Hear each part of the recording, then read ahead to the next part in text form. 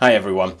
I think we are all drawing a collective sigh of relief that 2020 has nearly passed. If there was ever a silver lining to such a terrible year, it's probably that it was such a great year for trading, with so much movement in financial markets. But now it's time to look to the year ahead and see what opportunities await us. My plan is to share with you what the top banks and analysts are expecting in currency, metals, and cryptocurrencies this year, and posit some possible risks to those outlooks.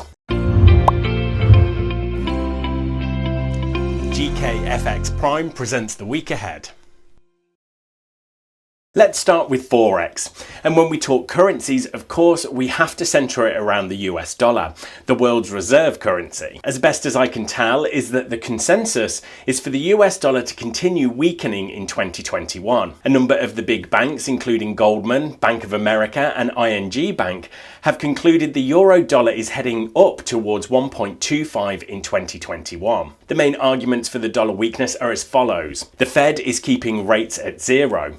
An economic recovery helped by the availability of vaccines will sour demand for the dollar as a haven. America's twin budget and the current account deficit means the US will have to fund itself with money from overseas, and that the US is losing its geopolitical dominance to China. So why might this not happen?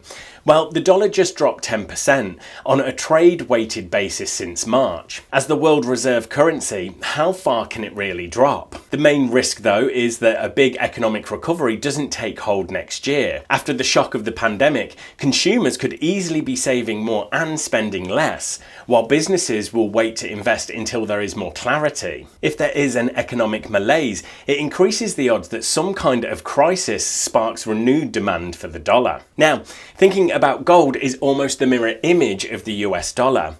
The consensus appears to be for rising gold prices in 2021, despite a near 30% gain and a new record high in 2020. Credit Suisse forecasts gold will reach $2,200 and settle at $2,100 by year end. The main idea is that central banks have promised to keep interest rates low, which devalues currencies and makes gold more attractive. Good news on COVID-19 vaccines have seen gold sell off towards the end of 2020.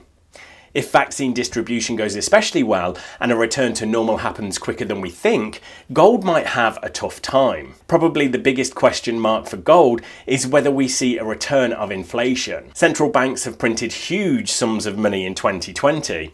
If that money starts pushing up prices, gold stands to do well as an inflation hedge. Right, thanks everyone. Good luck trading this week. I'll be back for the next week ahead video on January the 11th. So until then, have a very happy holidays and a happy new year. And of course, make sure to subscribe to our channel so you don't miss the next video.